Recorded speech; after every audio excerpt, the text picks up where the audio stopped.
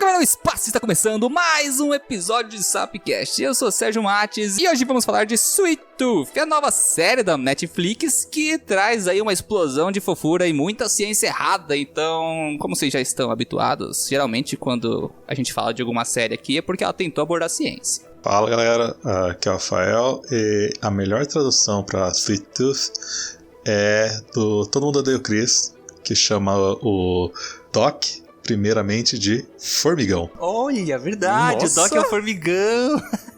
Não parei pra pensar nisso. Bom, galera, aqui é o Reinaldo e quem em sã consciência iria querer acompanhar uma série sobre um menino cervo? Eu gostei, cara, eu acho. Você entendeu a referência disso, Sérgio? Não entendi. É que o criador da série, criador dos quadrinhos, quando ele apresentou pela primeira vez a ideia de criar uma série sobre os quadrinhos, foi essa resposta que ele recebeu, de que ninguém ia querer acompanhar uma série sobre um menino cervo. E agora ela é a série, tipo, que pelo menos no primeiro semestre na Netflix é uma das séries mais assistidas. Então, cara, tá aí, e ela tá no top 10. Eu acho que ela tá no top 10 até agora, porque eu tava vendo esses dias e faz mó tempão que lançou, só se saiu o top 10 essa semana, mas ela ficou muito tempo no top 10, fez muito sucesso. E não tem por que não fazer, né? A série é boa de verdade, eu gostei, não sei a opinião de vocês. É uma explosão de fofura, já falei aqui, é piada de outro podcast que eu tô usando aqui, mas... cara, ela trouxe alguns errinhos que a gente vai ter que discutir aqui e me machucou, porque eu faço microbiologia, a hora que ela tenta explicar aquilo lá me doeu.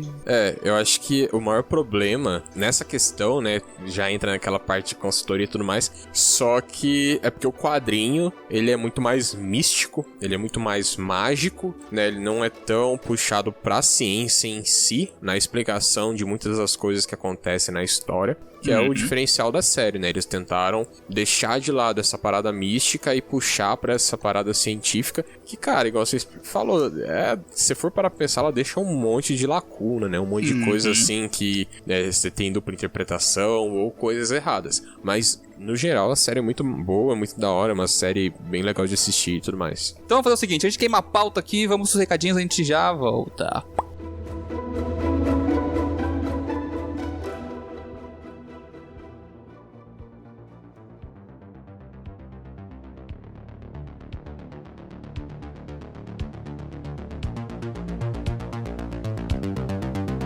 Vamos na zona de recadinhos, galera, não sai daí que realmente hoje o recadinho vai ser super rápido porque eu não tenho o que falar, então recadinhos básicos. Não se esqueçam de seguir a gente nas redes sociais com @sapciência, no Facebook e no Instagram. No Twitter não vale a pena não, viu? Tô abrindo mão daquela terra de ninguém, enfim.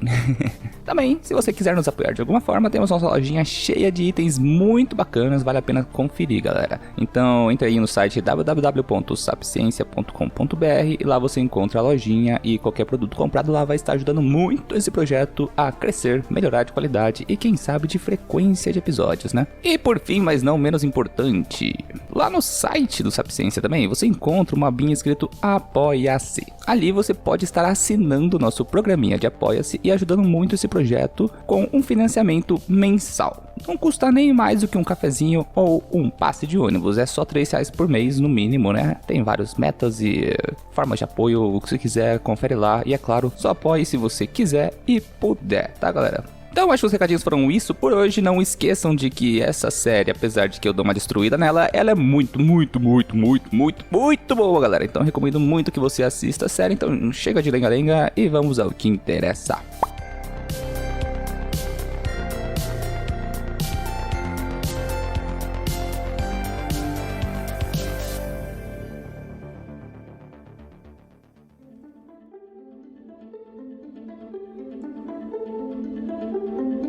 Voltando com os recadinhos, galera, vamos falar aqui uma coisa muito importante. Vai ter spoiler, tá? Eu não vou me segurar aqui, porque eu vou ter que detonar algumas coisinhas e exaltar outras. Então quem chegou aí e não viu a série ainda e não liga pra spoiler, acompanha com a gente. Ou se você é um fedido e não viu a série ainda, você pausa, assista a série e depois volta aqui pra escutar, beleza? Beleza.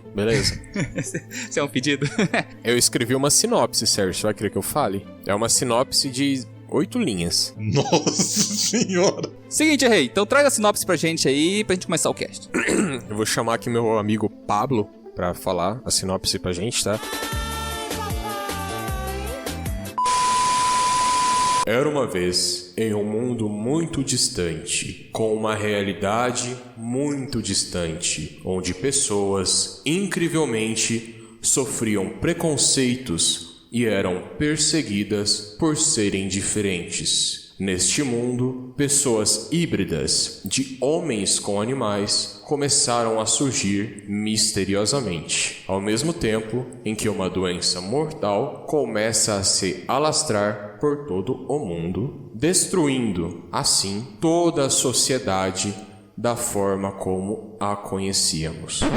Bom, tirando a parte da perseguição e preconceito que isso acabou continuando. Enfim, nesta epopeia, acompanhamos a vida de um garoto cervo chamado Gus, numa aventura incrível e cheia de desafios por este mundo de merda. Digo, por este mundo doce. Uau! Cara, muito bem. E você puxou uma coisa aqui muito legal, porque pra gente começar a falar dessa série, a gente tem que falar de doença. E você falou que é um mundo muito distante, ficcional, mas aí tá muito real, muito com a realidade. Porque foi ironia, cara. E não foi eu que falei, foi o Pablo. Mas foi uma ironia, entendeu? Porque, né? Principalmente a parte do preconceito. Se você não entendeu, eu babaca. Não, mas o preconceito tá aí, a pandemia tá aí. E os híbridos estão aí nesse momento agora, na nossa realidade. A gente tem um asno na presidência, porra. Como assim? Coitado dos asnos. Essa foi cirúrgica. Coitado, ofendi os asnos, mas tudo bem, gente. Não, a gente tem um asno na presidência e uma porrada de gado aí, né? É verdade. Olha que bizarro. Em vez de a gente ter uma variação de híbridos, a gente tem um número muito pequeno e normalmente animais ruminantes.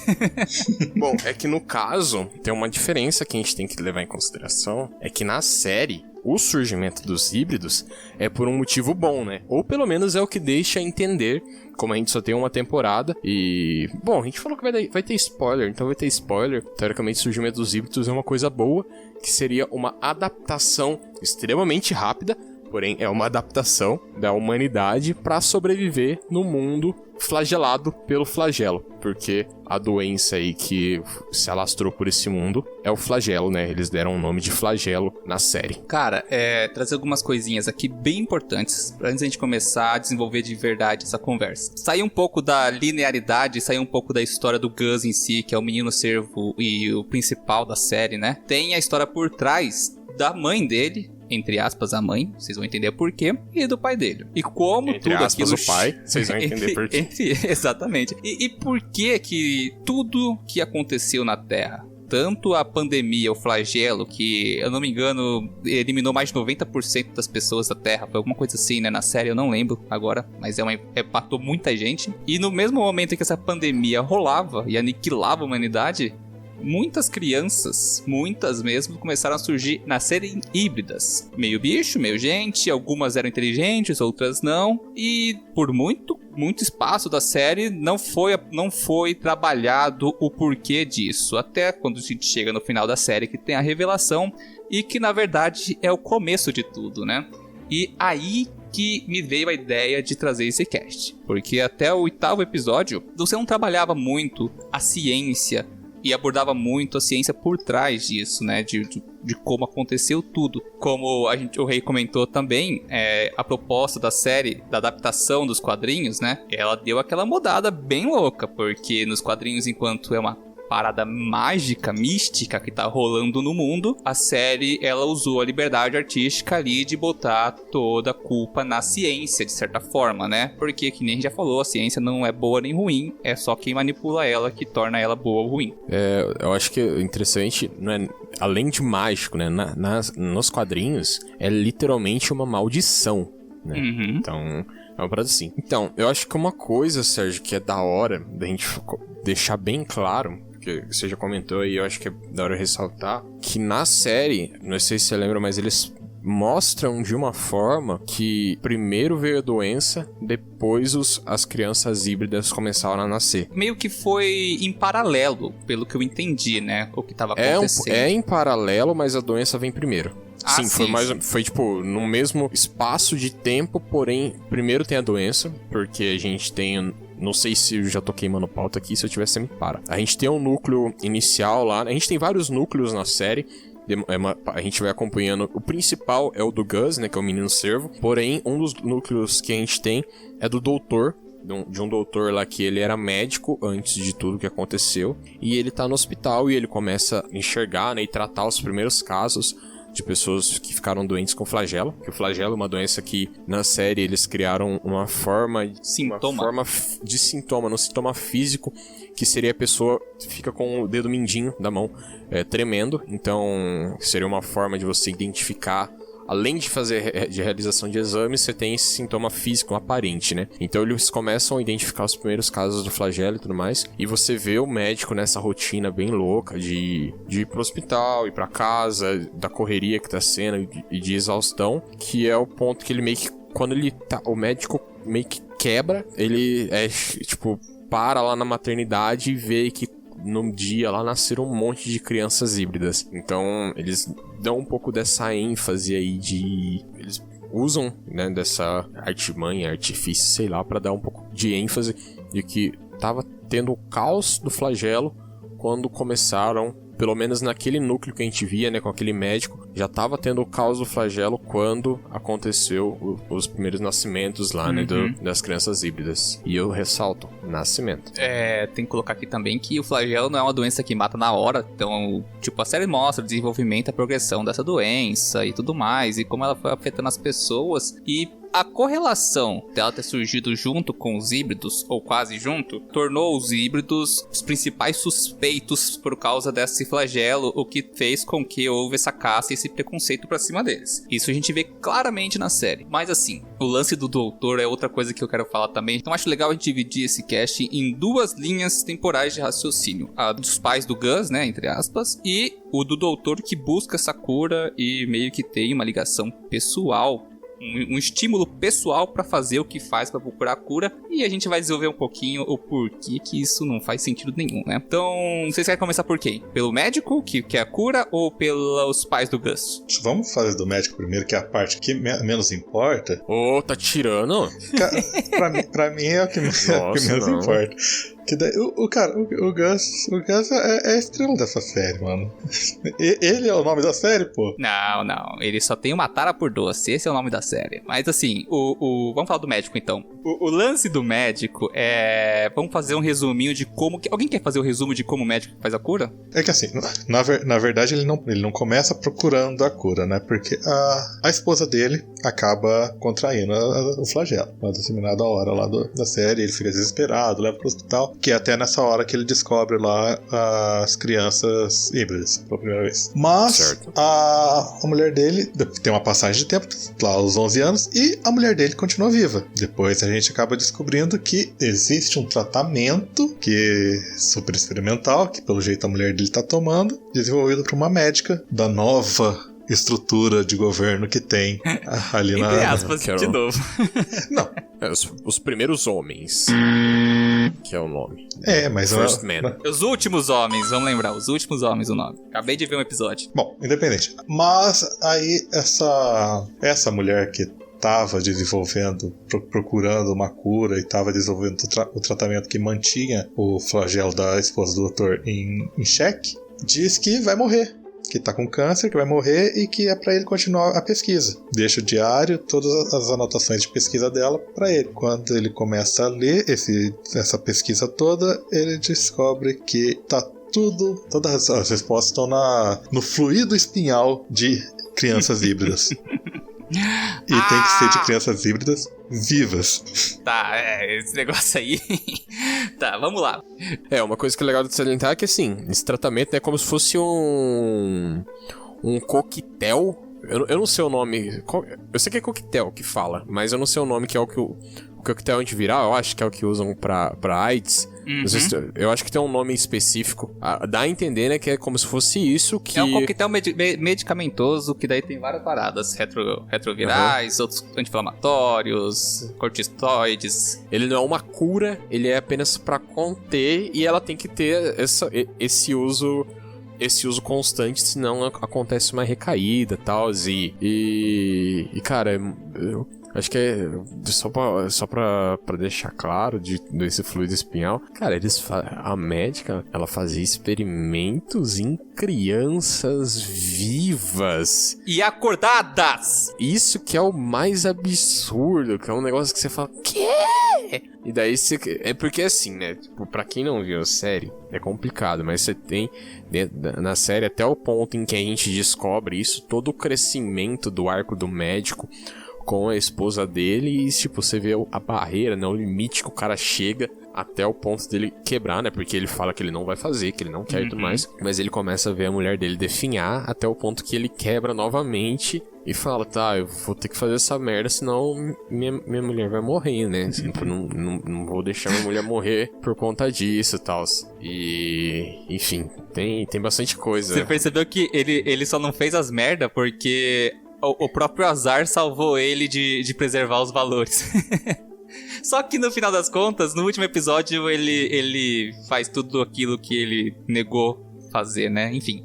Ele faz tudo aqui por livre e espontânea pressão, né? Ele faz tudo aquilo que ele se negou a fazer. Porque assim, vamos colocar algumas coisas bem importantes aqui.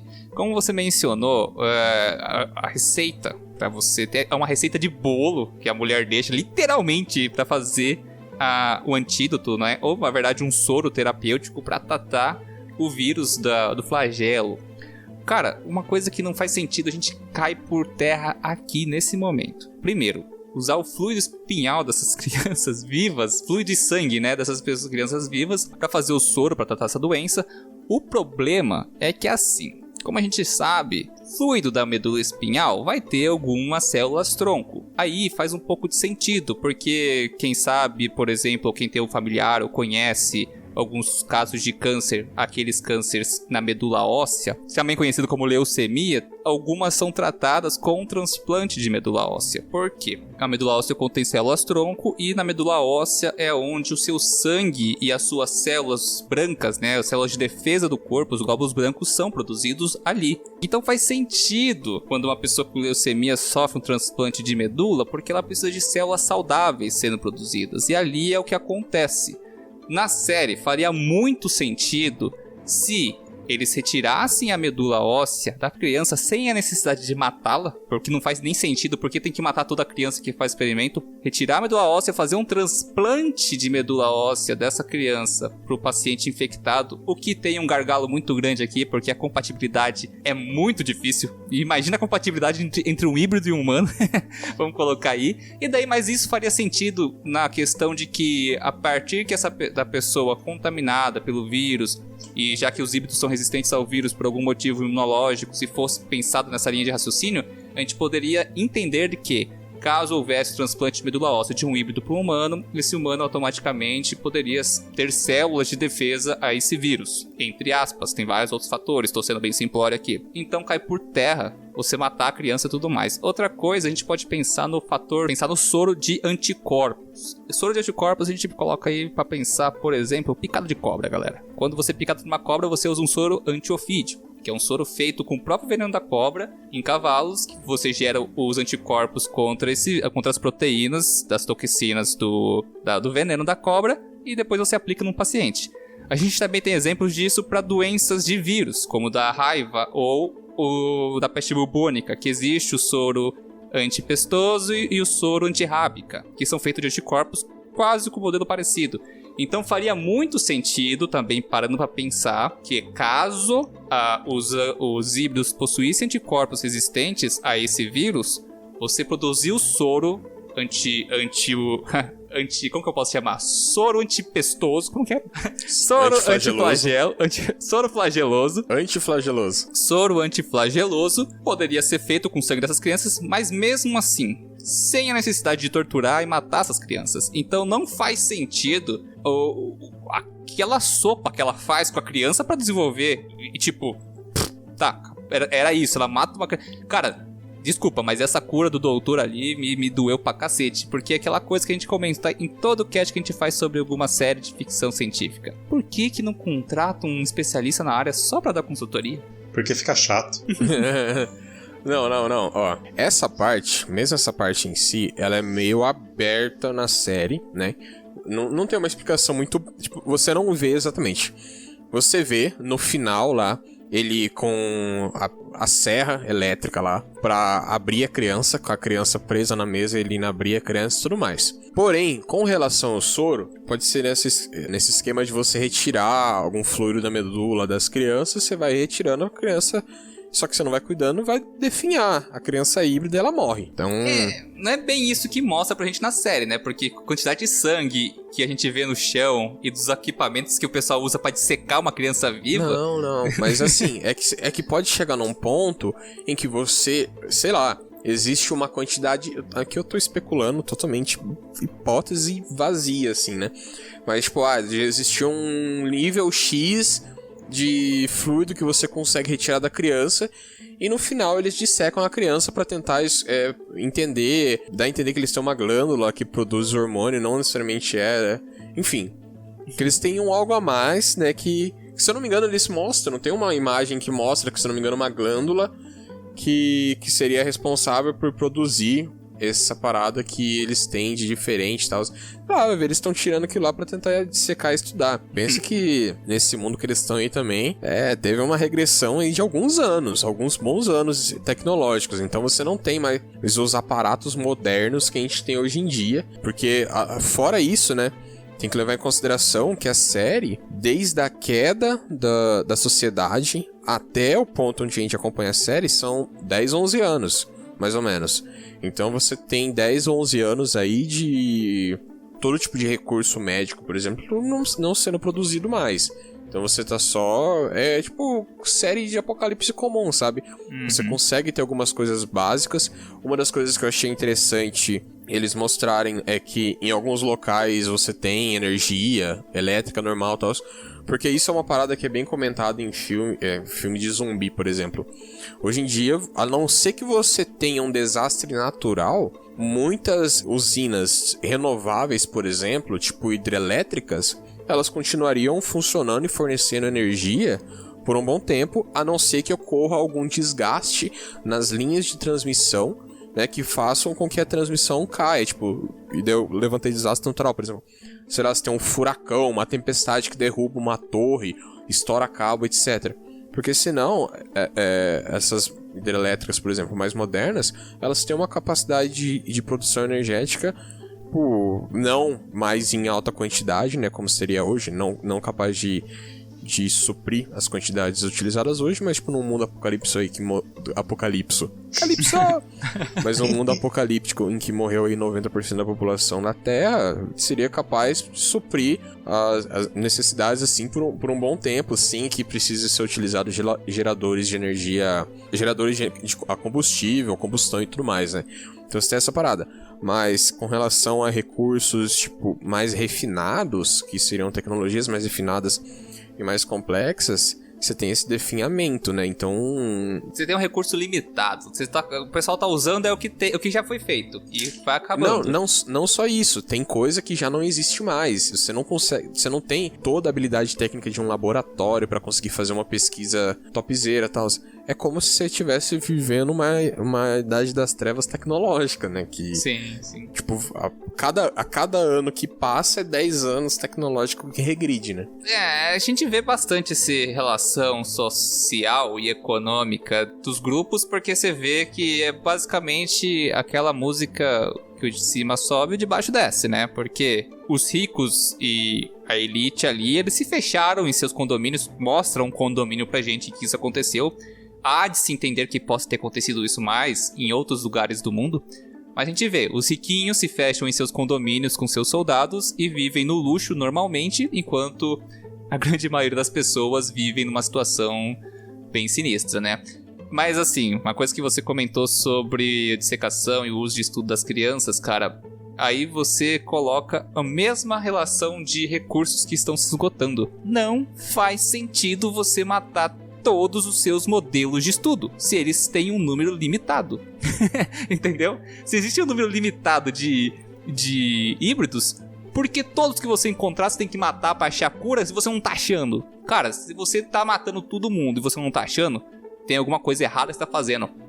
Pensa e fala: tô matando à toa. Vamos parar e pesquisar outras coisas. Mas aí você entra na parte humana da burrice do preconceito, Pra eles não são nem pessoas que eles estão matando ali. Não, peraí. Pros soldados, esse ponto de vista é plausível. Pros médicos, até pra médica que desenvolveu o tratamento, ela fala que ela, quando... O spoiler de novo, ela tá viva, ela não morreu de câncer. Ela encontra ela depois lá na frente. Ela mesmo fala que não aguentava fazer mais o que estava fazendo. Por quê? Apesar dos médicos que desenvolveu o soro, eles estarem fazendo uma coisa errada, eles também sentem o peso daquilo lá, só que é uma coisa necessária. Eu vou fazer correlação, tá, gente, com o que acontece no laboratório, mas o peso é completamente diferente, porque não se trata de meio híbridos, meio humanos, tá? Mas, cara, quando você começa a trabalhar com modelos animais, todo modelo animal que você usa no estudo, no final do estudo você tem que sacrificar ele. Aí tá o problema. Cara, o começo é muito difícil. Tem que ter um psicólogo bom, porque mata um ratinho, é uma coisa. Depois, quando você perde a empatia pelos ratinhos, vira uma coisa casual. Mas você sabe que ali tem valor, você sabe que ele tem uma vida. E existe muito respeito e ética dentro ali. Então, por parte dos cientistas... A gente sabe que ali eles vão ter um peso na consciência. Vai ter um peso em tudo aquilo lá. A ética, a pessoa só entende quando faz, cara. É foda. Você sacrificar bichinho é foda. Agora, quando você sacrifica um meio humano, eu não consigo nem pensar, cara. Cara, pensa bem.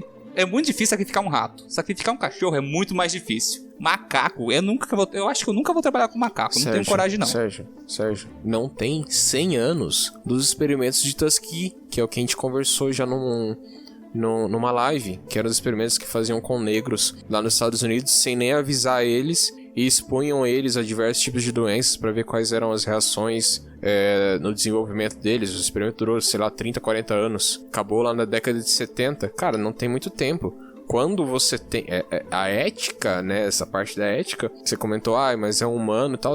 Mas, cara, é ridículo. Hoje em dia, pra gente, é ridículo pensar que há tempo atrás, até hoje, no caso, tem pessoas que veem, por exemplo, as pessoas negras como inferiores. E acontece até hoje. Então, cara, é realmente o texto que eu fiz no começo, que o Pablo leu no começo, né? Sobre a sinopse do episódio, ter muito da série em si, falar muito com essa questão do preconceito, é essa parada, cara. Pra eles, embora a gente veja fofinho, crianças híbridas, que bonitinho, cara, pra eles não é humano. E pra muitos deles também tem essa crença besta, né, que eles são os responsáveis pela doença, eles são responsáveis pelo mal do mundo e tal.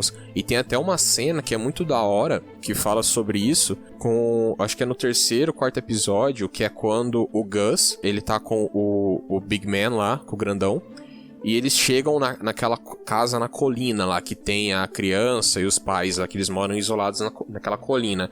E eles chegam lá, e a família lá tal, está toda, né, com máscara, tá perto deles com máscara. E daí os caras perguntam, você já teve flagelo, você não tem medo? Aí o cara fala, eu não lá fora a gente sabe que não tem nenhuma relação, quem convive sabe que não tem nenhuma relação entre as crianças e o flagelo. Eu não sei por que as pessoas continuam com esses boatos idiotas de que isso tem alguma coisa, sabe? Então, você vê que tem as pessoas conscientes, mas mesmo assim aquele boato que é usado pra criar um ódio em cima das pessoas e tudo mais, e tentar culpar elas. Então, embora seja um médico e tudo mais, a gente não tem um desenvolvimento da personagem, você não sabe.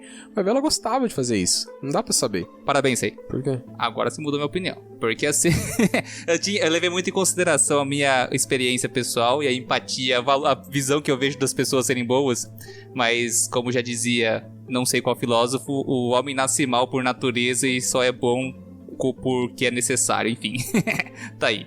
Sei lá, isso é Hobbes, Locke, alguém desses brother aí. Também nunca lembro de quem que é. Você também tem que pensar assim, se ela deve estar pesquisando isso há muito tempo. E ela chegou num produto que consegue botar a doença em xeque. Não cura, mas bota em xeque, que é basicamente a mesma situação que tá, basicamente, né, entre aspas, a situação da AIDS. Você não tem cura, mas você consegue deixar a doença em xeque durante muito tempo. Entendi. Ela fala que ela tá pesquisando ainda, tentando arranjar uma cura, mas enquanto não consegue a cura, ela continua fazendo o soro para manter em xeque. Entendeu? É aquela coisa. Mas assim, pelo que eu entendi ali. Então, sim, eu entendi o que você quis dizer, mas pelo que eu entendi, o soro ela desenvolveu logo no comecinho da pandemia. Por quê? A esposa do médico que a gente acompanha, ela pega a doença bem no começo. Tipo assim, é mostrado o médico levando a sua esposa ao hospital. Então, tipo assim, a hora que a explosão da pandemia tá acontecendo,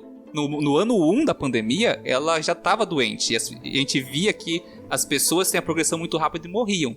Então dá a entender que desde o ano 1 da pandemia, essa mulher já tinha esse soro, ou uma coisa muito próxima desse soro. Sim. E de lá pra cá, não mudou nada. Tipo, ela continuou fazendo da mesma forma. Tipo, porque não curou a moça, mas também manteve ela estável nas suas condições. E quem falou aquela parada que eu falei do homem mal foi Nicolau Maquiavel. Tá, mas assim, ela tá com pouco recurso. Quando ela precisa, ela pede uma criança. É só quando ela precisa, né? Se não fosse por isso, quem mata mesmo por vontade própria são o pessoal militar lá, os últimos homens. Não, sim, realmente. Eu observei isso daí também naquele comentário que eu fiz. No final, quando encontram ela e descobrem que ela mentiu, que tinha morrido, é porque ela não aguentava falou mais. Que fugiu porque não aguentava mais. Então, no final das contas, ela não faz aquilo porque ela gosta. Ela só faz porque é necessário, de certa forma. Sim. E, cara, e chega um tempo, você imagina, ela até aquele ponto ela não conseguiu progredir. Cara, se duvidar, ela tentou por uns 2, 3 anos, depois ela desistiu, sabe? Ela falou assim, cara, em time que tá ganhando não se mexe, essa bosta funciona, só vem esse otário aqui uma vez a cada 6 meses me pedir essa bosta. Eu que não quero mais ter que gastar minha vida pra tentar, de um jeito desgraçado aqui, descobrir uma cura sozinha, sem ajuda nenhuma, sem recurso nenhum. Eu vou ficar fazendo essa merda aqui pra esse cara idiota que quer salvar a mulher dele. E tá bom, eu tô fazendo mais que a minha obrigação. E é isso. Pode ser isso que passou na cabeça da mulher, sabe? E é por isso que eu não fiz. E se você quiser bipar todas as vezes que eu falo bosta e merda, vai ficar engraçado. Não. Tá, agora que a gente já entendeu um pouquinho sobre o desenvolvimento da história do médico e da cura, vamos falar um pouquinho dos pais do Gus e por que houve a necessidade do desenvolvimento dessa cura, né? Trazer aqui um panorama bem rápido do que aconteceu sobre eles, depois vocês comentam, porque eu vou avacalhar pra caralho depois. Se liga. Quero deixar claro aqui que pai é quem cria. Pai é quem cria, exatamente. Mas assim, ó, o que aconteceu? Como surgiram os híbridos e como surgiu o vírus? Enfim, vamos lá. No começo do 8º episódio, onde explica que tudo aconteceu e como aconteceu, mostra um grupo de cientistas numa área gélida, provavelmente no Alasca, porque é comentado isso depois. E eles estão coletando cilindros de gelo. Isso é um procedimento muito normal e eles fazem bastante, tá, pessoal? Porque quando você coleta esses cilindros de gelo, você está coletando uma camada de gelo acumulada, às vezes por séculos e às vezes por milênios. Então você tem todos os dados de como era a composição atmosférica daquela época, qual que era a microbiota, ou até mesmo a biota que existia naquela época.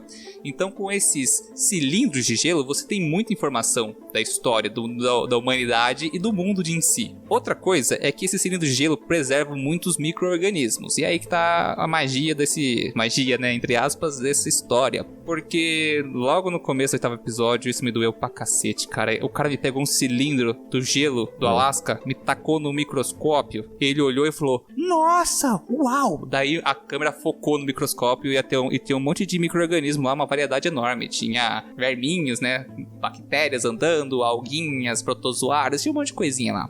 Nossa, eu tô usando só termo chulo aqui, principalmente que eu estou fazendo microbiologia, que bosta, hein? Mas enfim, o que rola ali, primeiro, beleza, ali eles queriam mostrar pra gente uma coisa visual de como acontece, mas aquela surpresa do descobrimento sem uma análise genética, o mapeamento genético dos organismos, tipo, não fez sentido nenhum pra mim, mas beleza ali. Sabe que série fez isso também, Sérgio? É chato. Aquela série que você fez a gente assistir pra aquele cast lá da menina do coelho lá, que eu nem lembro o nome daquela série, felizmente. Caralho, que como é que era outra série Utopia, outra... mas... Isso aí, utopia.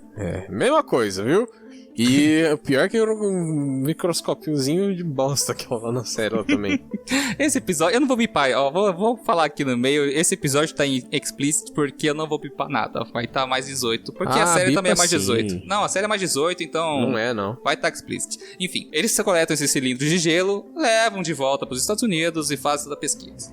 Bababum, barabás, assim, para fins, para fundos, eles fazem desenvolvimento da história, acontece, a gente não sabe nesse meio tempo que acontece, até que mostra o pai, entre aspas, do Gus, a história dele.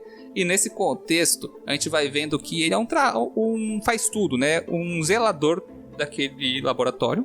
E apesar de ele ser um cara inteligente na série, ele não termina nada, ele comenta isso, ele só tá no emprego, caiu de paraquedas e acabou ficando, mas ele observa muito o seu redor. Ele vê o que acontece no laboratório. E em alguma ocasião, temos um problema no laboratório envolvendo o exército. A cientista fica pistola, vai pro bar encher a cara, encontra quem? O pai do Gus. E o que eles fazem? Isso mesmo, Gus. Não fazem, porque eu acho que eles não chegam nem a se beijar, o que é muito triste. E... Quando eles vão se beijar, ela recebe ligação do laboratório de que o exército tá lá. Porque no caso, ela não tá no laboratório por causa do exército. Ela tá no laboratório porque ela foi afastada do projeto. E daí eles passam a noite conversando e tudo mais. O pai do Gus... Não é laboratório, ela tá no bar. Eles estão no bar, né? E daí o pai do Gus quebra o estereótipo que você deve ter criado do... o cara é só auxiliar de limpeza, tipo, eles mostram um cara extremamente inteligente, que fica prestando atenção nas coisas e tal. E daí, quando eles vão pra casa dela, para que eles vão se beijar, o telefone toca, uma amiga dela falando, o exército tá aqui, tá pegando suas coisas, e pode continuar. Cara, deixa eu usar meu diplominha pra ser chato nesse momento agora. Porque assim, ó, conversa de bar, antes de ir pra casa da merda, aquela conversa de bar... me deu uma vergonha alheia digna dos cringes que nós somos hoje. Porque assim, ó, tem um momento que a história sente a necessidade de explicar como aconteceu aquilo. E a médica explica. E só que daí o cientista fala assim, o pai do Gus fala assim, me explica. Daí ela fala assim, você não vai entender. Daí ele fala assim, você acha que eu sou burro? Não, eu não sou não, eu entendo muito não sei o que. Daí ela fala assim, é brincadeira, vamos lá, vou explicar. O que você sabe sobre micróbios? Ela faz essa pergunta. O que você sabe sobre micróbios? O cara fala assim, é melhor você perguntar o que eu não sei. Você quer saber sobre bactérias, fungos ou vírus? Tipo, da mulher fala, uau, você sabe, tipo... E eu posso perguntar o que foi? Meio assim. É complicado. Você acha que eu não vou entender porque eu esfrego o chão? Não, meu Deus, não é nada disso. Não. Não, eu tô zoando. Tá bom. Olha, o que você sabe sobre micróbios? Seria melhor perguntar o que eu não sei. Bactérias, vírus ou fungos? Impressionante, hein? Obrigado. Então você deve saber que alguns deles nos fazem mal e outros nos fazem bem. É deles que nós produzimos as vacinas. Daí ela começa a explicar, e você acha que pelo cara ser inteligente, ela vai fazer uma explicação razoavelmente técnica e interessante pra gente acompanhar. Véi, parece que ela tá explicando pra uma criancinha que tá aprendendo a ler. É horrível, cara. É horrível. Os cara falhou bravo ali, velho. Bravo. Eu fiquei com vergonha alheia do cara. Eu achei legal. Cara, sério, só faltou ela desenhar e falar assim, ó, essa bolinha é uma bactéria que eu encontrei no Ártico, onde neva, tá? Faz bastante frio, por isso que preserva. Cara, é muita bobeira, mas enfim. Acontece toda a treta, eles vão pro laboratório e coisa vai, coisa vem. O pai do Gus pega a criança e foge. E a história acontece como a gente conheceu, né? Calma, eles descobrem, né? O Gus, ele foi a primeira criança híbrida criada pela mãe no laboratório. Ela foi um experimento. Aparentemente, ao que é mostrado na série até aquele ponto, ela não foi uma gestação natural, né? Foi gerada. Foi base de um experimento. Aí, só pra fazer um paralelo, porque com a série, com a HQ, né? Porque a gente comentou da parte mística e mais mágica, etc. Eu não li HQ. Tudo que eu sei da HQ é graças a um cara chamado Load Comics. E eu vou falar o nome dele, porque ele é um cara muito importante. Porque dessa parte aqui agora que eu vou falar na frente você vai bipar, Sérgio. Mas é porque ele é um dos caras que... é um dos primeiros criadores de conteúdo que faz um conteúdo bom.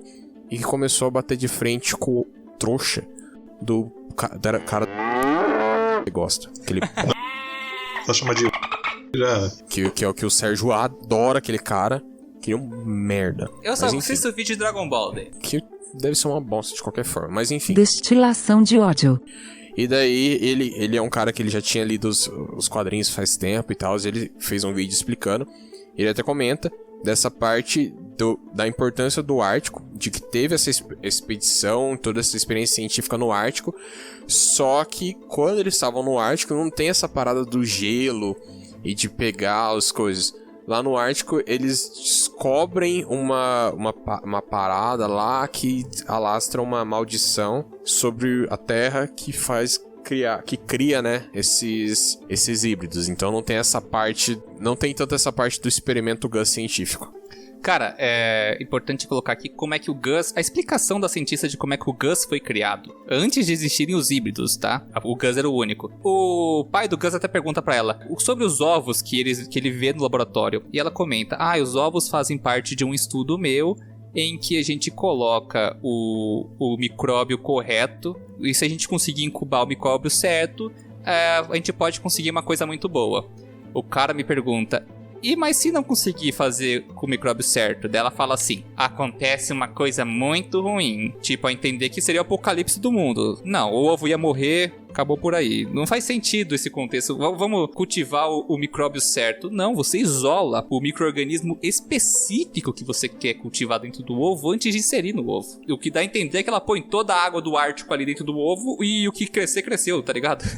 Mas enfim, depois, quando aparece o Gus pela primeira vez, bebezinho, ela comenta que eles fizeram com o vírus que encontraram no Ártico um milagre. Então dá a entender que o Gus, ele tem DNA do vírus que eles encontraram, então ele foi gerado a partir do código genético desse vírus. Entre aspas, tá, gente? Não está errado parar em pensar num híbrido animal a partir de vírus. E eu vou explicar isso que é super legal. Quando um vírus entra num organismo, pode ser pessoa, pode ser bactéria, pode ser inseto, animal. O vírus vai ser específico ao seu hospedeiro. Alguns vírus, eles têm um ciclo chamado de ciclo lisogênico. Palavra chata, palavra difícil, mas... Fiquei lisonjeado. Basicamente, o que é esse ciclo lisogênico? O vírus deixa de existir, mas ele ainda existe. O que ele faz? Ele se liberta das suas camadas proteicas, né? E seu material genético entra dentro da célula hospedeira.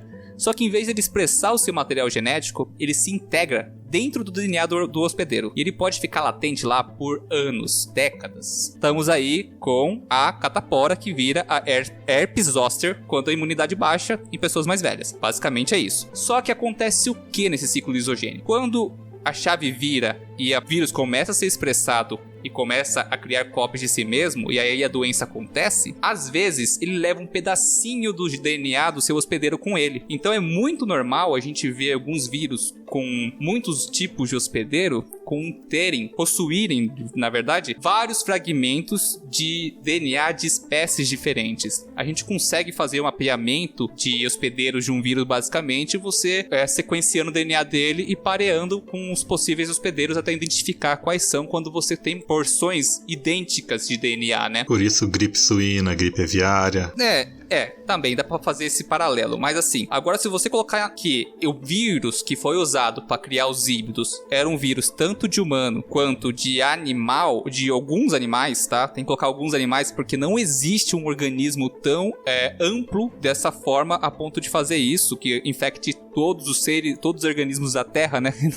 É muito difícil, acho que não existe, na minha concepção eu acho que não existe, a não ser que eu esteja passando alguma coisa, enfim. Faria sentido se o vírus possuísse e integrasse e recombinasse o material genético de forma correta e completa de dois animais, um humano e um outro animal aleatório, e você pegasse esse material genético e fizesse um zigoto com ele ali e fecundasse um óvulo, beleza. Cara, faria sentido, só que a possibilidade disso acontecer é zero, porque você precisaria combinar e de forma adequada, como eu posso dizer, quando você faz essa mistureba toda de dois genomas diferentes e eles têm que ter compatibilidade para funcionar do jeito que funciona. Se você parar a pensar que Gus foi criado assim, faria mais sentido do que a magia, por exemplo. O problema é que esses híbridos, eles têm de todos os tipos de animal que você pode imaginar. E um vírus que teria essa capacidade de reter tanta quantidade genética dentro dele, velho, não existe, desculpa, já perde o sentido aí também, mas faz sentido de certa forma de que o vírus possa ser responsável pela criação dos híbridos. O que não faz sentido é a grande variedade de animais que esses híbridos fariam. Eu digo que faz sentido na ficção, tá, gente?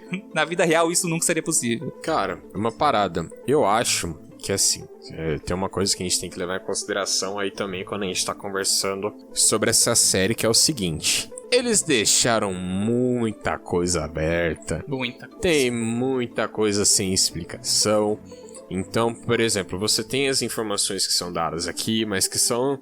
uma das coisas que... Aí você fica pensando, né? Se é assim. Você pensa, é proposital? Ou é uma forma deles meio que se respaldarem, assim, pra poder mudar no futuro? Que é, toda a explicação da ciência da série, de como aconteceu as coisas... é dada tipo, em um episódio num período de 10 minutos, mais ou menos. Por aí. Nem isso, sabe? Então, é muito vago. Eles podem explorar isso na próxima temporada e mudar tudo. Eles podem falar, não, é que eu tava simplificando, é tal isso. Porque, assim, uma das coisas... Pode ser um vírus mágico. Não sabe, pode ser, a gente não sabe exatamente o que é que tava lá nas paradas, porque ela explica, mas é aquela coisa, igual você comentou, uma explicação que é parecer que era uma criança de 6 anos. Que pra mim é o melhor tipo de explicação que tem, porque pra muitas coisas eu sou como uma criança de 6 anos, mas isso que eu não entro em casa agora, mas enfim. Como eles deixaram isso tudo aberto e mostra no final da série, tipo a última cena eu acho, mostra que a mãe, que não é mãe, mas é mãe do Gus, ela tá no Ártico, teoricamente no lugar onde eles encontraram as primeiras amostras, e ela tá lá, e sei lá, cara, pra essa mulher ter ido pro Ártico, imagina quanto tempo ela tá lá, né? Até comenta na série mais ou menos que ela passou um tempo na casa dela, lá com a amiga dela, e depois ela falou, vou procurar meu filho, e foi embora pro Ártico. Então, sei lá, coloca uns 5, 6, 7 anos que essa mulher tá lá, imagina um tanto de coisa que ela já deve ter descoberto. Ou não, sei lá. Enfim, é o que eu falei. Eles deixaram aberto. Pode ser que aconteça de tudo na segunda temporada. Pode ser que não aconteça de nada. Então, é uma parada que fica aberta. Mas uma das coisas que eu achei extremamente interessante, que no começo pra mim não fez sentido, mas depois fez sentido, como que essa mulher continua tendo energia elétrica no Ártico? Painel solar portátil. Cara, mas imagina. É o que tem, cara, motor da diesel. Mas eu fico pensando, tá, mas se essa mulher tá lá há anos, você acha que ela tem diesel pra... Eu não sei, realmente. Eu acho que isso é uma coisa tem petróleo. O Ártico não, desculpa, ela tá no Alasca, né? E o Alasca é petróleo a rodo. E a gente tem que levar em consideração que o mundo quebrou, mas as comunidades, às vezes, não. Às vezes, alguns estados ou alguns países conseguiram, algumas cidades ou estados conseguiram como eu posso dizer, se fechar e manter uma política estável, né? Entre aspas, assim. Se tem um estado dos Estados Unidos que tem essa capacidade, com certeza é o Alasca. É o Alasca. Na verdade, são dois, Alasca e Havaí. Verdade, o Havaí nem ia pegar a doença, velho. A doença avassalou tudo e sobrou só uma Alasca. Bosta! Mas assim, uma coisa que eu achei... Que eu fiquei assim, nossa, que negócio estranho, né? Na hora que eu vi a série pela primeira vez, foi... Essa pessoa tava realmente muito esperançosa de que alguém fosse ligar naquele telefone, né? Realmente. Porque pra ela manter aquele telefone ligado com bateria por tanto tempo, caraca, é uma baita de uma esperança. A esperança é a última que morre, né? Tá aí o ditado popular. Aí fica aberto, né? Como não tem explicação, vai ver ela tá se comunicando com outras pessoas ao longo desses tempos. Vai ver ela tá trocando informação, descobrindo coisas, etc. Cara, dá pra levar em consideração que talvez o laboratório em que ela trabalhasse fosse um prédio de um conglomerado que se fechou e manteve as pesquisas dela financiadas, de certa forma. Pode ser, não sei, não sabemos. Isso é bacana dessa mudança de história entre a série e os quadrinhos. Vou fazer um paralelo aqui com Utopia, tá? Utopia, ela é uma adaptação bem fiel, de certa forma fiel. Se você quiser saber o final da Utopia, você lê o quadrinho ou vê a série antiga inglesa, que tem uma série já com começo, meio e fim inglesa sobre Utopia. Agora, o Sweet Tooth, a gente não vai ter como ter a certeza de um final igual. Porque se eu pegar os quadrinhos, a gente já sabe que só o começo da história já tá completamente diferente dos quadrinhos. Então, eles têm liberdade pra colocar o que eles quiserem, a gente tem liberdade pra especular qualquer coisa aqui, já que eles deixaram isso aberto pra gente. Os quadrinhos não vão ser fiéis à solução milagrosa dos quadrinhos, né? Faz sentido. Mas você foi ver assim, a mãe dele, sendo a pesquisadora, chefe, todo projeto que descobriu o flagelo e descobriu os híbridos também, ela não deveria ser a pessoa que mais deveria ser procurada pra poder resolver essas coisas? Vai ver, por isso que ela tá no Ártico. É que ela demorou um tempão pra poder sumir, né? Basicamente foi o que rolou. O cara fugiu com o Gus, ela voltou pro laboratório pra dar uma queima de arquivo. Ali a gente não sabe se rolou ou não essa queima de arquivo, que ela falou que iria queimar tudo, porque se a pesquisa caísse na mão de alguém perigoso, podia acabar com a humanidade. De fato, acabou. Mas, quando o Gus encontra uma mulher estranha na casa de sua mãe, essa mulher conta que a mãe dele encontrou ela ferida depois que os militares abandonaram ela e cuidou dela. E, enfim, então dá a entender de que os militares não capturaram a mãe dele. Aí fica a questão em aberto. Ela usou recursos próprios pra ir pro Alasca e fazer toda a pesquisa, o que não faz sentido, principalmente num país como os Estados Unidos. Não mesmo. Ou ela usou recursos da empresa, ou se entregou pro exército, e quem tá financiando tudo isso... Cara, não existe mais. Não existe mais Estados Unidos, exército, essas paradas. Não existe. Não existe um governo, mas existe milícias formadas pelo exército, né? Então o que dá pra entender é os primeiros homens, eles são o que sobrou do exército e o controle meio que ditatorial que eles fizeram, né? Só de milícia, né? Cultura tá ok, educação tá ok, meio ambiente tá ok, economia tá ok, tamo tranquilão pro desespero de vocês. Então, uma outra coisa que é interessante, aí eu quero opiniões aí, porque assim, dá a entender em um determinado ponto que o Gus, né, por ele ser essa experiência de laboratório, porque o Gus fala. E os outros híbridos não falam. Não todos, alguns sim. Calma, Sérgio, calma. Você tá querendo queimar minha linha de raciocínio aqui? Fica quieto. Dá a entender que o Gus, ele só consegue falar por ser essa cria do laboratório. E as outras crianças, né, as outras crianças híbridas não falam, porque elas, de certa forma, elas nasceram híbridas de forma natural, e esse processo de hibridismo não permitiria que essas crianças falassem.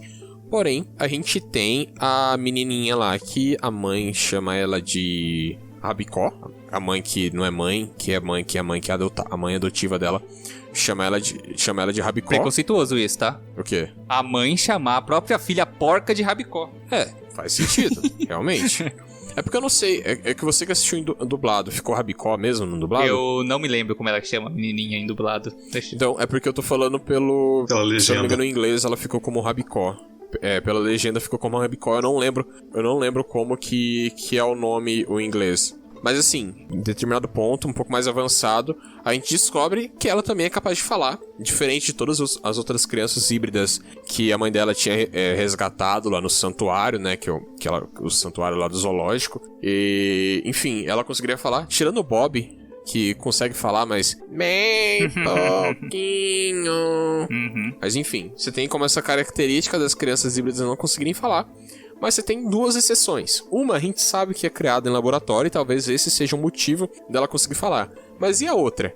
É uma outra coisa que fica no ar assim, sem explicação nenhuma. O que eu entendi é que quanto mais, assim, animalesca a criança, menor a capacidade de falar, menor a chance de ela conseguir falar. E a Rabicó, ela tem bem pouquinho. Ela tem o nariz e as orelhas. Então, tem uma coisa importante aqui que vamos desenvolver aqui um exercício mental, então, sobre por que algumas crianças falam, outras não. Se a gente levar em consideração que o vírus, ele é responsável pelo surgimento dos híbridos, a gente pode levar em consideração também de que ele vai infectar as mulheres grávidas, de certa forma, ou ele esteja latente nelas, de certa forma, naquele mesmo esquema de ciclo lisogênico que comentei com vocês, em células que são responsáveis pela reprodução. são os gametas, masculinos e femininos, óvulos e espermas. Se o local do vírus se esconder for nessas células, pode ser que quando as crianças são concebidas, elas podem ter esse material genético a mais para gerar os híbridos. Então, coloca isso numa hipótese aqui numa caixinha. Agora vamos abrir outra caixinha e fazer assim. Vamos levar em consideração também de que o vírus não esteja nos gametas do pai e da mãe, mas que talvez eles tenham a capacidade de transpassar a placenta, o que é muito difícil para a grande maioria dos micro-organismos, dos patógenos que existem, é atravessar a placenta da mulher onde está o bebê. Por isso que ali ele está bem protegidinho. Se a gente levar em consideração que o vírus são capazes de fazer isso e infectar o óvulo lá no comecinho, a gente pode também dizer de que talvez quanto mais tardio for essa infecção, essa criança vai ser mais humana ou menos humana durante a gestação. Pode levar isso em consideração também? Pode, não sei, estamos aqui especulando. Outra coisa que eu também queria colocar aqui é, pode ser que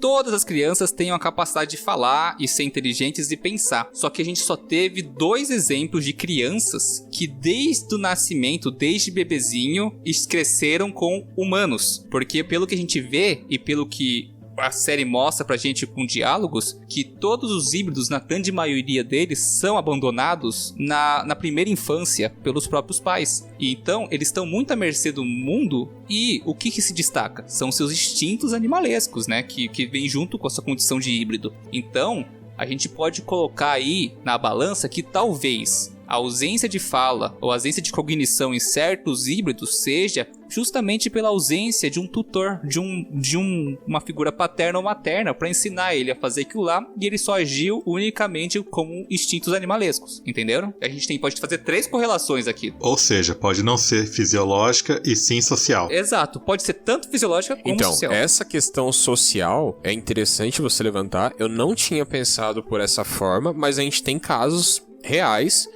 Tem um caso famoso que é o do caso do menino lobo, que até gerou a história do Mowgli, que foi meio que uma base, né, uma referência para criarem mais pra frente a história do Mowgli, que é uma criança que ela foi abandonada quando nenê ainda, e ela literalmente cresceu com lobos. E ela foi encontrada, se eu não me engano, ela estava já com seus 20 anos de idade. E ela não, até o fim da vida, ela não foi capaz de aprender a falar. Ela não conseguia viver em sociedade, enfim. O Mowgli da vida real deu muita dó, cara. Porque ele virou alcoólatra, virou tabagista e nunca aprendeu a falar. Tipo assim, ele é uma pessoa que fisiologicamente seria capaz de falar. Porém, por não ter esses estímulos desde criança, ele não conseguiu. Então faria sentido, se você levar em conta essa questão social, faria sentido de certa forma. E realmente é um pensamento interessante. É a mesma coisa a gente não conseguir falar algumas coisas em outros idiomas. A nossa dificuldade de falar o world, ou falar o TH ou do situ. A fonética não é nem a culpa, gente. A culpa é da plasticidade do nosso cérebro, que ditaria como a gente conseguiria falar, porque ela se desenvolve da primeira infância até o jovem adulto. Então a sua plasticidade do seu cérebro, apesar de que ela pode ser modificada, aumentada, diminuída no decorrer da vida toda, a fase mais importante para o desenvolvimento dela é na primeira infância e na adolescência. Por isso que a gente tem toda essa correlação de consumo de drogas e medicamentos fortes, né, na infância podem causar problemas futuros quando na vida adulta.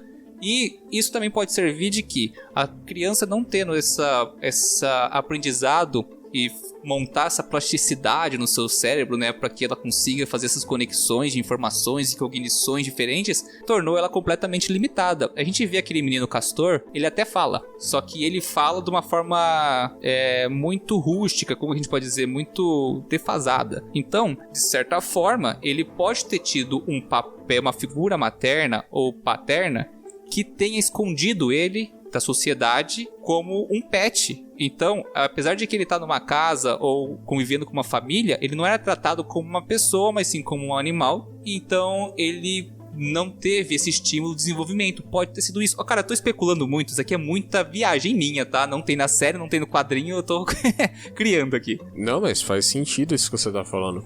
Uma outra coisa que eu só queria complementar, e que é uma frase que a menina urso fala, que na verdade de urso não tem nada, né? Porque é uma menina que é da tribo lá que se veste de animal pra salvar as crianças. E tem uma parte que ela comenta, que você falou até das mães serem infectadas e tal. Tipo assim, aconteceu uma coisa ruim no mundo e as crianças híbridas é a forma da natureza de, se precaver, sabe? De combater, que essas crianças, elas desenvolvem esse hibridismo porque, pelo que dá a entender, as crianças híbridas, elas são totalmente imunes ao flagelo.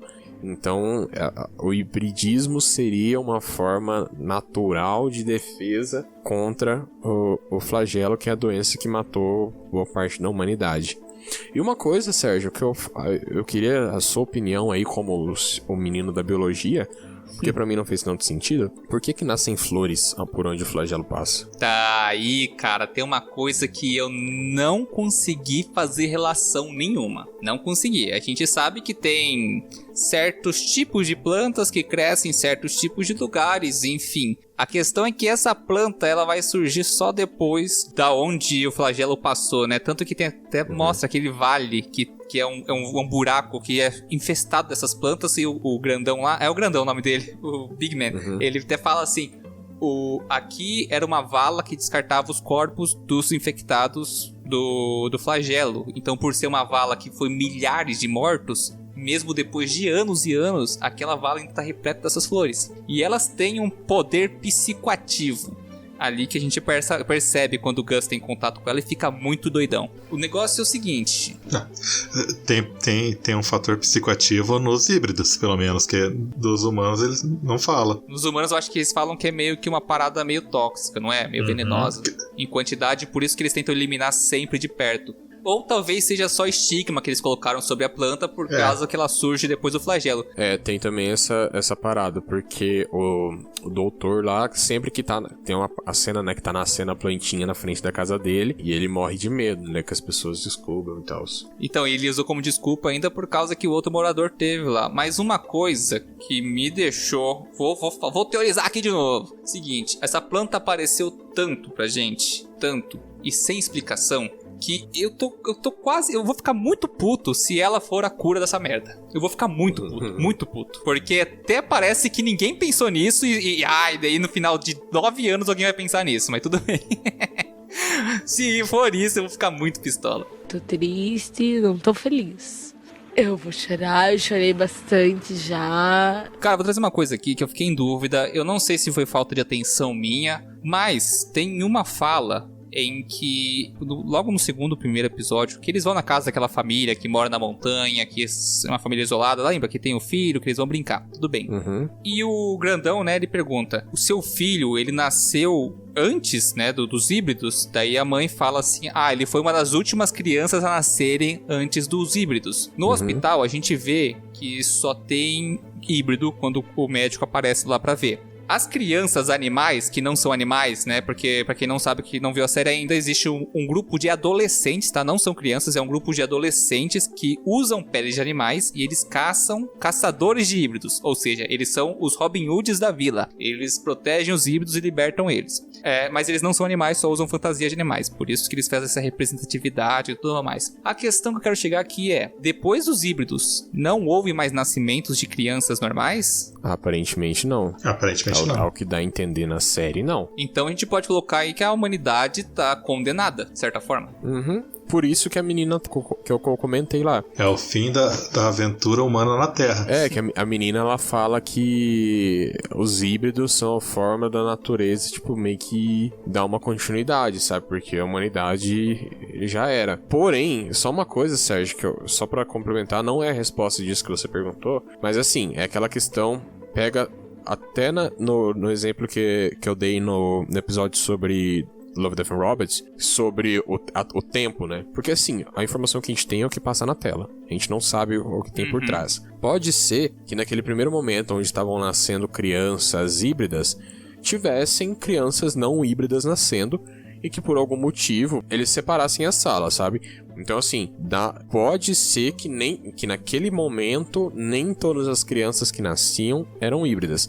Tanto é que uma coisa que pode fortalecer esse pensamento é que quando o filho do Big Man nasce, do grandão lá nasce, ele fica desesperado perguntando pra enfermeira se era híbrido ou normal. Se ele era uma criança normal, era uma criança híbrida. Então, tipo, você tem essa ideia de que tinha uma esperança que por um período ainda nasciam crianças normais. Agora, isso que você falou, pode ser que até exista a possibilidade de nascerem crianças normais, porém pelo estigma social que existe em cima das crianças híbridas, ninguém nem tente ter um filho com medo do filho crescer, né, e nascer como híbrido.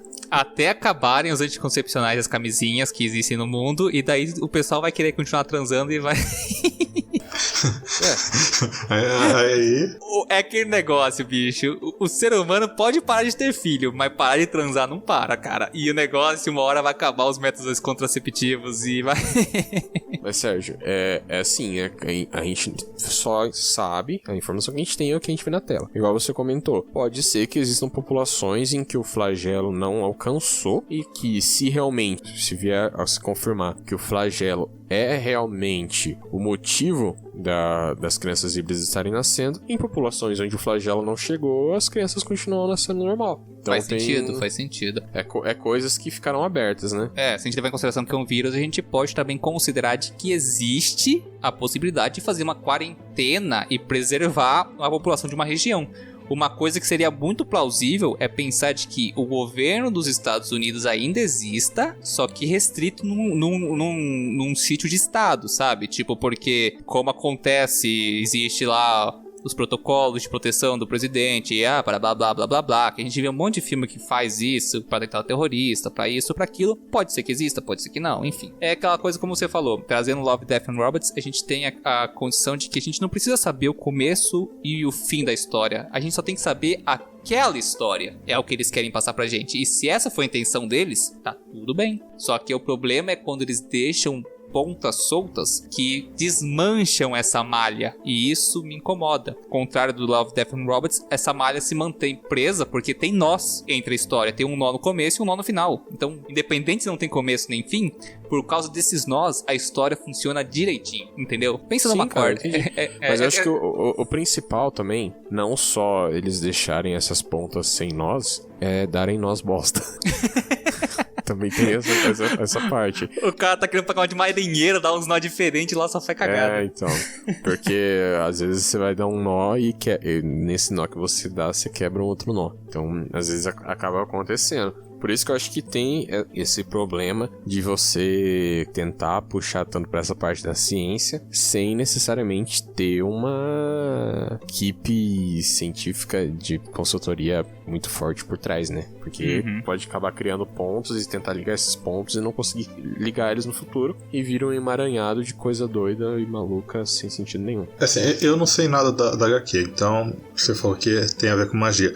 Eu imagino que na adaptação eles tentaram fazer pra puxar alguma coisa mais com a realidade atual, por causa da pandemia e tudo mais, blá blá blá blá. E nessa acabaram se perdendo nos termos, nos motivos, nos comos funcionam as coisas. Mas sem razão, Rafa. Eles podem ter se perdido, e o que o Rafa acabou de falar é uma coisa que faz todo sentido. Talvez essa mudança de história, né, do surgimento, do motivo de tudo acontecer, tenha servido para aproveitar o contexto que a gente está vivendo hoje, de pandemia, tenha servido para, de certa forma, usar isso como um hype para a série, né, para hypar a série de certa forma. Eu acho que não foi uma escolha legal, não por causa da motivação, mas pela forma que foi desenvolvida. Porque, como eu falei nesse episódio já algumas vezes e nos episódios anteriores que a gente aborda ficção científica, principalmente séries de tal orçamento como Netflix e Amazon, bicho, não tem desculpa o cara não separar alguns milzinhos de dólar lá pra uma série que custa centenas de milhares de dólares pra contratar um cientista, um médico de universidade e só falar assim, cara, a gente quer fazer esse roteiro, lê por favor e me marca onde tá errado. Tipo, velho, consultoria existe em todo lugar, por que eles não fazem isso, entendeu? Poderiam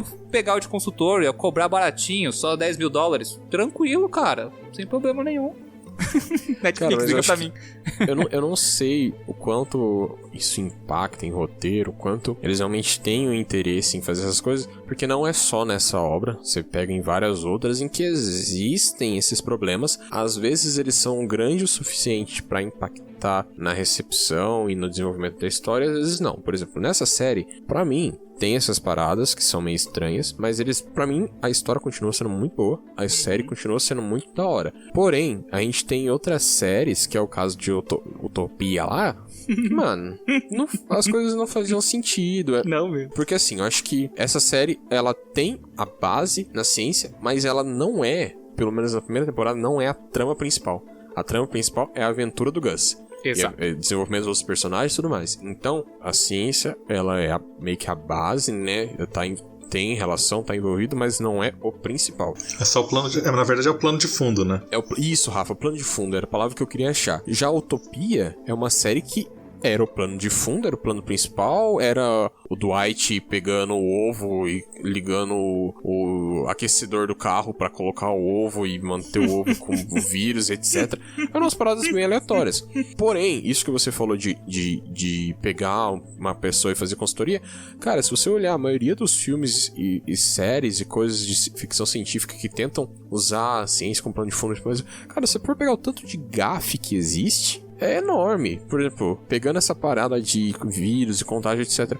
Fala pra mim, fora Contágio, o filme Contágio, um outro filme que tenha um desenvolvimento tão bom e que seja cientificamente acurado, assim, né? Fora Contágio, um outro filme que seja realmente cientificamente acurado, porque não tem, sempre tem algumas falhas, sempre tem alguma coisa que não faz muito sentido e tal, que se fala, caraca, não faz sentido. E até mesmo o próprio filme Contágio, até o começo da pandemia, ele não fazia sentido em muitas coisas, até a gente passar a ver que ele começou a fazer sentido, né? Porque, tipo, de pessoas vendendo falsas curas, etc. E, assim, claro, Contágio, até mesmo Contágio não é extremamente perfeito, porque tem aquela questão da relação da mortalidade do vírus com a transmissão, que fica meio estranho, né? Porque as pessoas, elas acabam morrendo muito rápido com o vírus no filme, e não encaixaria tão bem na transmissão, na taxa de transmissão. Tem várias críticas em cima disso, mas quando a gente vai na astronomia também, cara, hoje em dia a gente tem filmes tipo Interestelar,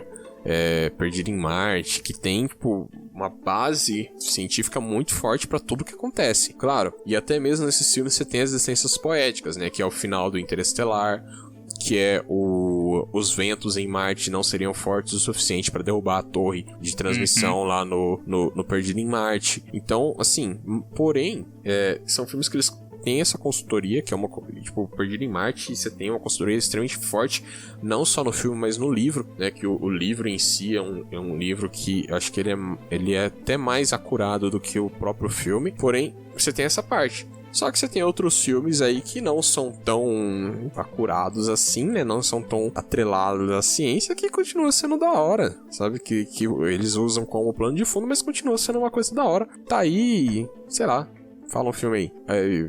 Prometheus, por exemplo. Puta que pariu, aí tu chutou o balde, hein? Eu fiz toda essa volta só pra fazer a piada de Prometheus, que fazia tempo que eu não fazia.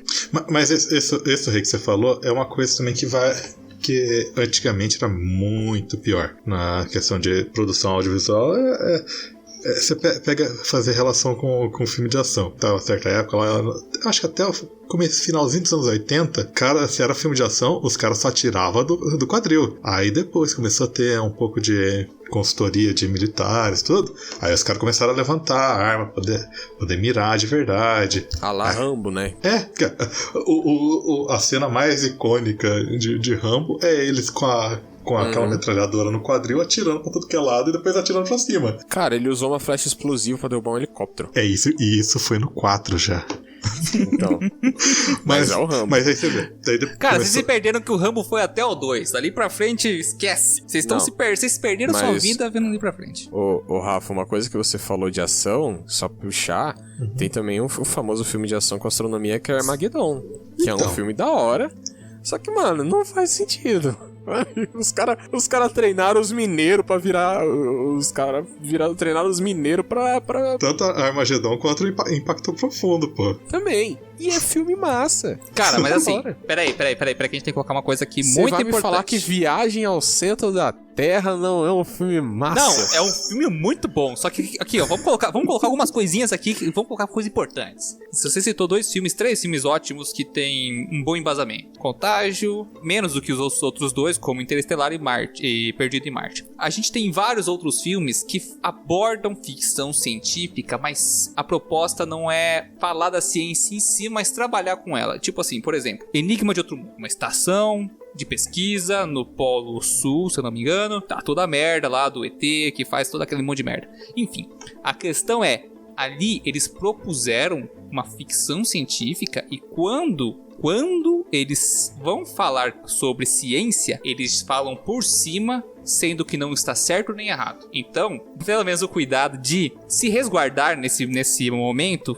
funciona dessa forma. O que me incomoda muito é o quê? Quando o filme ou uma série se propõe a fazer explicações científicas, faça uma consultoria. Agora, se você se propõe a fazer uma ficção científica, mas você não quer ter essa consultoria, tente evitar fazer explicações muito detalhadas que quebrariam essa ideia e tente abordar alguma coisa mais por cima, mais light, tá ligado? Uma coisa que funcionaria sem prejudicar a história. Isso funciona, cara. Você tem diversas ficções científicas, como Viagem ao Centro da Terra, que é o núcleo, né? Cara, que filme pastelão, mas é bom, velho. É bom. É bom de série. ruim. É ruim de bom, tá ligado? Sérgio, eu acho que uma coisa que mudaria totalmente a série pra você é se na hora que o cara pede a explicação, ele tivesse mandado me explique como se eu fosse uma criança de 5 anos. Seria melhor, porque daí faria sentido como ela falou com ele. Porque me incomodou, ele bateu no peito. Você acha que eu não vou entender, parça? Bem maloqueiro. Daí ela falou, eu vou te explicar então. E explica como uma criança. Uma série que tem um plano de fundo na ciência, mas que não busca desenvolver a ciência. Então, ela tem seus erros, mas esses erros não atrapalham o desenvolvimento da história. Breaking Bad É muito bom, só que... Principalmente a primeira temporada, logo nos primeiros episódios, a metanfetamina, que não é metanfetamina explosiva, a banheira corroendo lá, a cara, tipo, a banheira... Essa tava certa, a da banheira tava certa, a da bomba tava errada. O corpo na banheira, mas só que o ácido que ele usou correu toda a banheira. Isso, o Mula usou ácido fluorídrico em vez de ácido clorídrico, e daí ele fez a cagada. E daí, com relação a metanfetamina, não metanfetamina explosiva, que tem até um episódio de Mythbusters, se eu não me engano, sobre isso, e que assim, até dá, mas naquela quantidade ia ser estalinho. Isso que eu ia falar, o cara fez uns estalinhos virarem dinamite. Que viagem é essa, velho? Da onde vem a miséria? Seguinte, galera, vamos lá então, vamos começar a nossa considerações finais. Eu quero que cada um me dê a opinião do que vocês acharam da série, o que vocês acharam da ciência da série, porque eu acho que foi o único motivo que a gente trouxe aqui, e o que vocês esperam para a próxima temporada. Ordem de chamada, Rafa. Então, na ciência da série, realmente não me importei com os erros, porque o maior foco da série mesmo é as relações interpessoais, a história do Gus, a história da Abby Corr também, porque eu acho que é tão grande quanto, tão importante quanto a do Gus, pra mim. Uhum. Mas é uma série, como você disse, fofinha. Você falou no começo, dá um quentinho no coração. Verdade, eu não usei essa frase hoje, né, cara? Tem hora que você pode ficar meio na bad? Tem hora que você pode ficar meio na bad. Mas no fringir dos ovos vai ficar tudo bem. Muito bom, é verdade, cara.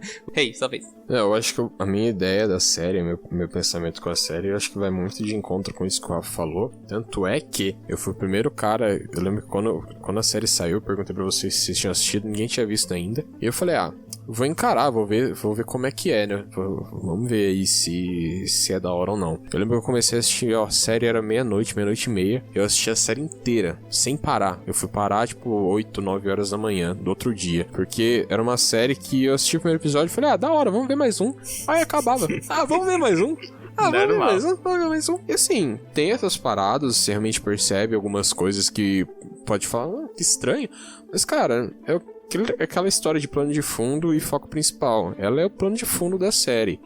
E, pelo menos na primeira temporada, da forma como eles fizeram, da forma como eles lidaram com isso aí, é uma série muito da hora de assistir, muito gostosinha, com uma história muito da hora, com os personagens principais são muito bons, e são vários personagens principais, assim como o Rafa falou, né? Não só a história do Gus, mas de todos os outros personagens, o Big Man, o pai do Gus, que dá uma dó, você fica pensando, putz, podia ter mais coisas desse cara.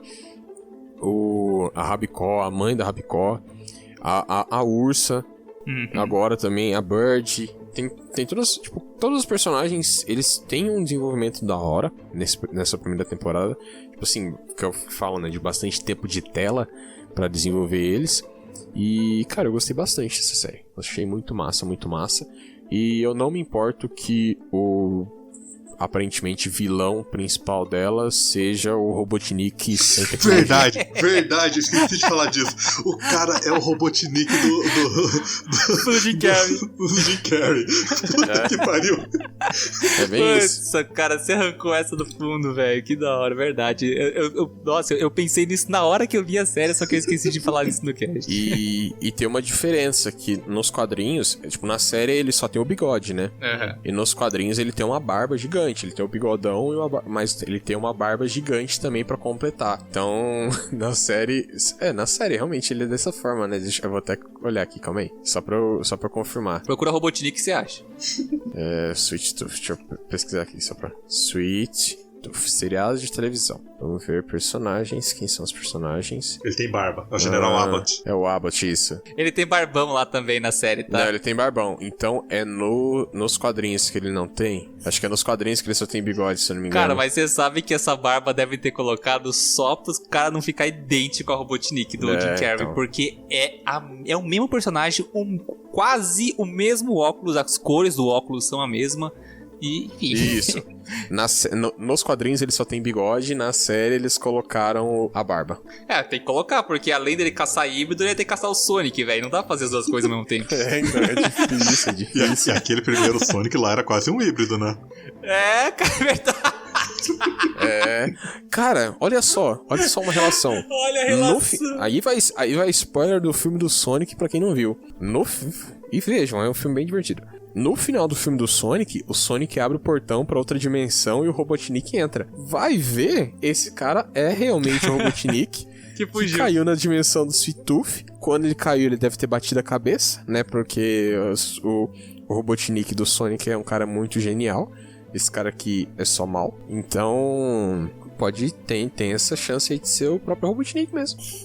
Fica aí o questionamento. Tá, beleza, vamos lá então. Vou concluir a minha aqui só pra gente finalizar esse cast aqui pra galera. Mas assim, eu vou ter uma ideia bem parecida com a de vocês, só que eu também tenho algumas observações pra fazer em relação à história em si. A gente começa essa história, é um negócio que te prende, bicho. Que nem você, eu assisti essa série em uma tacada só. Porque você cai no primeiro episódio, ele te prende de uma forma muito louca. Porque, cara, como eu falei e como o Rafa me lembrou aqui, ela dá um calorzinho no coração. Em cada final de episódio você sente que você quer mais. Você sente que existe bondade nas pessoas ainda, mesmo no mundo sujo e mal, tá ligado? Então, eu acho que é isso que a série traz pra gente e é isso que a série faz com que a gente fique preso e acompanhe ela até o final. Agora, em contrapartida, eu acho que isso é muita chatice minha, não é só pra série, pra qualquer coisa que eu vejo, cara, mas assim, eu sou muito chato em relação a você é muito chato. Em relação a detalhes relacionados à realidade. Quando eles querem trazer pra ficção coisas da realidade, se eles querem fazer isso, que façam de forma direita ou façam um paralelo a isso, sem estragar a obra, né? Foi por isso que eu trouxe esse episódio, quis fazer esse episódio sobre essa série hoje, porque apesar de que a série tenha 8 episódios, um único episódio foi responsável por me dar um incômodo que não ia embora, mas descontando isso, essa série é muito boa, porque é uma explosão de fofura, é uma explosão de esperança e fé na humanidade, e é isso, cara, eu recomendo pra todo mundo, não sejam chatos que nem eu de ficar detalhando e olhando pra cada detalhe que incomoda, e também, no caso, né, eu gosto de filme ruim, então eu também não sou nada de... Como que é o nome? Eu não sou autoridade pra dizer nada em relação a filmes e séries. Eu gosto de coisas ruins, eu gosto de filmes B, eu gosto de filmes pastéis e principalmente efeitos práticos. Enfim, eu gosto de Enigma de Outro Mundo. É isso aí. Vamos fazer um cast sobre Enigma de Outro Mundo. Enigma de Outro Mundo não é um filme B, cara? Eu falei efeitos práticos também. Ah, tá. Porque Enigma de Outro Mundo e efeitos práticos daquele filme é muito bom, cara. Ô Sérgio, deixa claro aqui que você não é parâmetro pra discutir essas coisas porque você gostou de Utopia. Eu gostei, sim. E eu vou ver a segunda temporada, sim. Não vai Não não. tem segunda temporada, foi cancelada, cara. Que bosta, mas os ouvintes não vão ouvir. Mas isso daí, cara, é aquela... Termina, tá ligado? Nossa. Agora que eu pesquisei aqui de novo, eu não lembrava que Enigma de Outro Mundo é com o Kurt Russell. Porra, é? Daí tem a versão mais nova que é com a Ramona. Com a Mary Elizabeth Winstead? Mary Elizabeth Winstead. A versão mais nova, na verdade, ela é um prequel. Ela é o prequel do Enigma de Outro Mundo. É muito bom. Da hora. Eu nunca vi esse de 2011. Mano, eu nunca vi. É bem legal. É bem legal mesmo. Aliás, eu vou assistir agora pra dormir. Será que tem Netflix? Não, tá só no Telecine. Ó, segunda classificação do Omelete é 12 estrelas.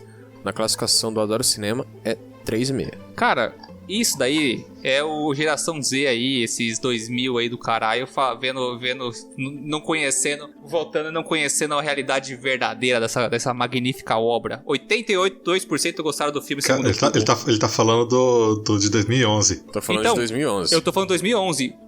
Pela avaliação geral do Google, que faz a média total, 82% gostaram desse filme. Tá certo, mas quem fez essa avaliação do de 2011 não foi geração Z.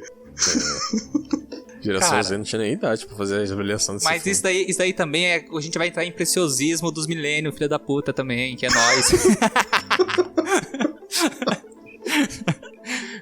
Gente, vamos fazer o seguinte? Vamos terminar? Vamos terminar e vamos fazer um cast sobre Enigmas de Outro Mundo 1 e 2 e fazer uma salacão gigante pra falar dele. Vai ser legal, cara. Porque vai ser muito bom falar desse filme. Lição de casa pra vocês, galera. E aviso pro episódio futuro.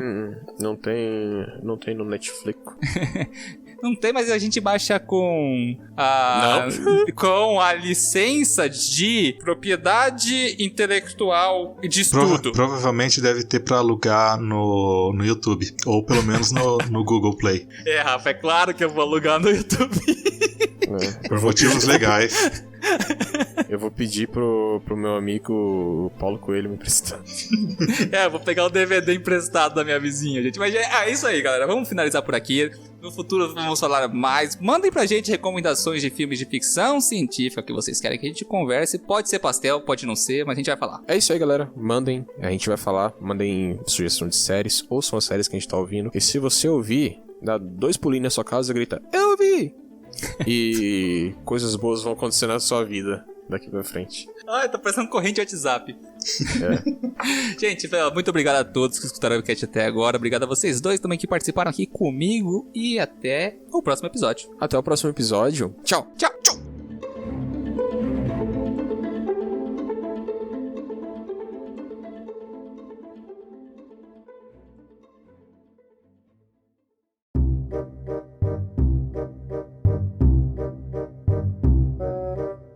Linha temporal. Ai, filha da puta de gato! Putz, caralho! Ela me arranhou, velho! Já tem pós-créditos. Porra, Marie, caralho! Mas perdi até o fio da linha, cara. Fio da meada. Fio da meada. Fio da meada. Nossa, cara, ela me deu uma unhada, bicho. Tá, onde que eu tava?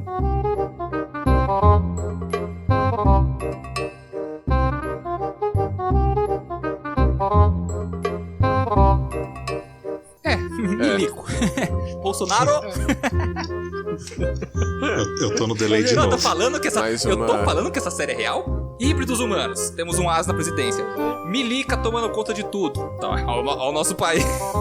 Que bosta. Faz sentido, cara. Faz muito.